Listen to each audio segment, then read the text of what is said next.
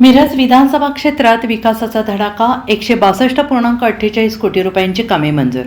अर्थसंकल्प मार्च 2026 मधून खेचून आणला. रस्ते, आरोग्य आणि सिंचन प्रकल्पांना मिळणार गती. आमदार सुरेशभाऊ खाडे. मिरज विधानसभा मतदारसंघाच्या सर्वांगीण विकासासाठी मार्च 2026च्या अर्थसंकल्पातून तब्बल 162.48 कोटी रुपयांचा भरघोस निधी मंजूर करून आणला असल्याची माहिती आमदार सुरेशभाऊ खाडे यांनी आज आयोजित पत्रकार परिषदेत दिली. आणि यामध्ये रस्ते रुंदीकरण, 100 खाटांचे महिला रुग्णालय, सिंचन योजना, तीर्थक्षेत्र विकास अशा महत्त्वपूर्ण कामांचा समावेश आहे. सार्वजनिक बांधकाम विभागाअंतर्गत मिरज मतदारसंघातील राज्यमार्ग SH आणि ग्रामीण भागातील प्रमुख जिल्हा मार्गांच्या रुंदीकरणासह सुधारणेसाठी 25 कोटी रुपयांचा निधी मंजूर झाला आहे.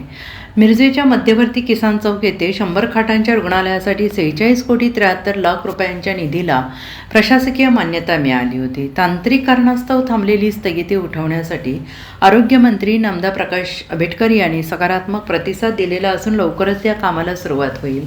शासकीय वैद्यकीय महाविद्यालय, सिव्हिल हॉस्पिटल येथे 100 विद्यार्थ्यांसाठी नर्सिंग महाविद्यालय आणि वसतिगृह बांधण्यासाठी 23.60 कोटी रुपयांची निविदा प्रसिद्ध झाली आहे. आरग, बेडक, नरवाड, लक्ष्मीवाडी येथील वंचित क्षेत्र ओलिताखाली आणण्यासाठी 47.41 कोटी रुपयांचा निधी मंजूर झाला आहे.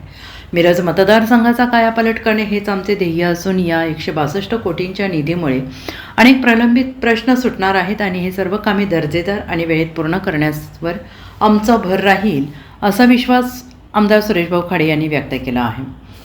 मला सांगायला अभिमान वाटतो, आनंदी वाटतो. जगाच्या पाठीवर एवढं युद्धाचं थैमान घातलेलं आहे आणि थैमान घातल्यानंतर काहीतरी देशावर आपला परिणाम होईल असे म्हणणारे काही व्यक्ती डिझेल मागेल, महागाई वाटेल किंवा लॉकडाऊन होईल, हे होईल, ते होईल, ते होईल. पण मी आज अभिमानानं सांगतो, आपले देशाचे पंतप्रधान मोदी साहेब यांचं कौशल्य त्यांनी वापरलं आणि आखाती देशातून पण ऑइल आणि गॅस ह्याचे टँकर आपल्या देशात कसे येतील ह्याचा प्रयत्न त्यांनी केला आणि त्याला यश आलं. आज कोरड्याचे टँकर आले, गॅसचे टँकर आले. त्यामुळं मी सांगू इच्छितो की देशामध्ये कुठेही गॅस आणि डिझेल पेट्रोलची कमतरता भासणार नाही. त्यामुळं जनतेने कुठल्याही अफवावर बळी पडू नये. मी माझ्या वतीनं, माझ्या तालुक्याच्या वतीनं, माझ्या जिल्ह्याच्या वतीनं आणि महाराष्ट्राच्या वतीनं मी आपले पंतप्रधान नरेंद्र मोदी साहेबांचं मी आभार मानतो, त्यांना मी धन्यवाद देतो. आज अधिवेशन संपल्यानंतर आपली कायमची एक प्रेस घेतो आपण आणि ती प्रेस यासाठी असते की ह्या अधिवेशनच्या काळामध्ये आपण आपल्या मतदारसंघामध्ये आपण किती पैसा विकासासाठी आणला ह्याची एक प्रेस असते. ती प्रेस आज इथं संपन्न होते. त्या प्रेसमध्ये मला सांगायला खूप अभिमान वाटेल की आज जवळजवळ 162 कोटी 162,48,29,000 रुपये आपण आपल्या मतदारसंघात आणले. आम्ही प्लॅन केला होता की आपण ह्या थोडंसं शासनाची परिस्थिती खराब असेल त्यामुळे पैसे कमी मिळतील, पण तरी आम्ही टार्गेट धरलं की 51 कोटी आपल्याला आपण घेऊन जायचं विकासाच्या माध्यमातून. पण ह्या एवढे पैसे मिळतात ह्याचा अर्थ असा आहे की आता महाशासनाची परिस्थिती सुधारलेली आहे. त्यामुळे कुणी म्हणून कर्जबार झाले, पैसे नाही आहेत, विकास होत नाही असं कोणी म्हणण्याचा काय अर्थ राहत नाही आहे. कारण आज मिरज मतदारसंघामध्ये एवढा 162 कोटी रुपये येत आहेत. त्यासाठी निश्चितच विकासाला परत चालना मिळालेली आहे, विकासाला पैसा मिळायला लागलेला आहे, हे आपण गृहीत धरतो. त्यामुळं आता महाशासनाची आणि देवेंद्र भाऊ आता फायनान्स मिनिस्टर आहेत, ते मुख्यमंत्री आहेत. त्यामुळं त्यांच्या माध्यमातून आता कंट्रोलमध्ये सगळी परिस्थिती आलेली आहे. त्यामुळे विकास थांबणार नाही आणि महाराष्ट्र कुठं थांबणार नाही. तर ह्या दृष्टिकोनातून आज जवळजवळ अर्थसंकल्पातून आपल्याला रस्त्यासाठी 25 कोटी रुपये आले. त्याचा GR माझ्याकडे आहे. लिंगनूर ब वर्ग यल्लमा मंदिर हे आपण ब वर्गात घेतलं आणि त्याला सुधारणा करण्यासाठी जवळजवळ 2,95,25,000 रुपये आले. त्याचा GR माझ्याकडे आहे. मिरजचे 100 खाटचे हॉस्पिटल, ज्या मिरजमध्ये आपल्याकडं नर्सिंग कॉलेज आपण चालू करायचं ठरलं होतं, नर्सिंगची मान्यता 100ची दिली कॅन्डिडेटची, त्यामध्ये त्यांना कॉलेज आणि वसतिगृह पाहिजे. हे होण्यासाठी जवळ आपण 46,73,76,000 रुपये आता आपल्याला उपलब्ध झाले. त्याचं टेंडर झाले, लवकरात लवकर काम चालू होईल.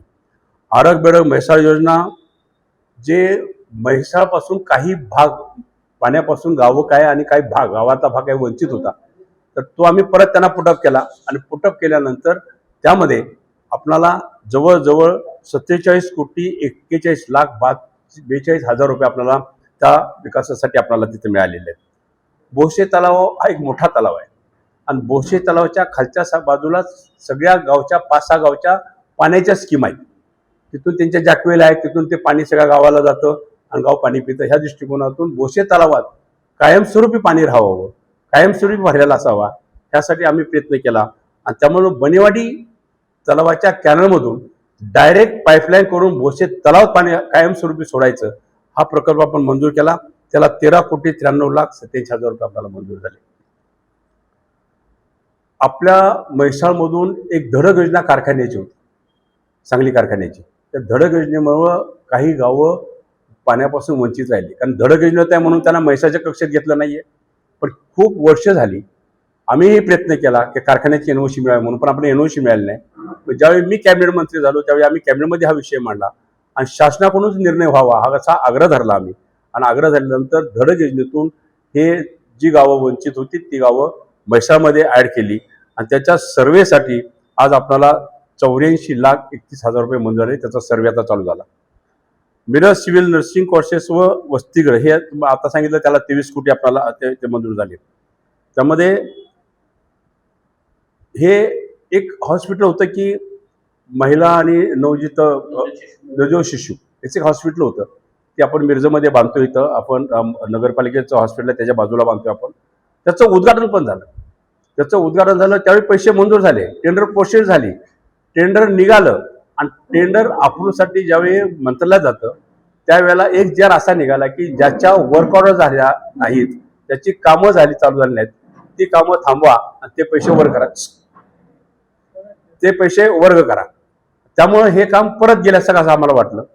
परत आम्ही ह्या अधिवेशनामध्ये त्यासाठी प्रयत्न केला, सेपरेट प्रयत्न केला आणि ते आपले आरोग्यमंत्री प्रकाशजी त्यांच्याकडून त्याची मान्यता मला मिळाली. व्हाईट बुकमध्ये त्याचे आले आणि त्याचे जवळजवळ आता आपल्याला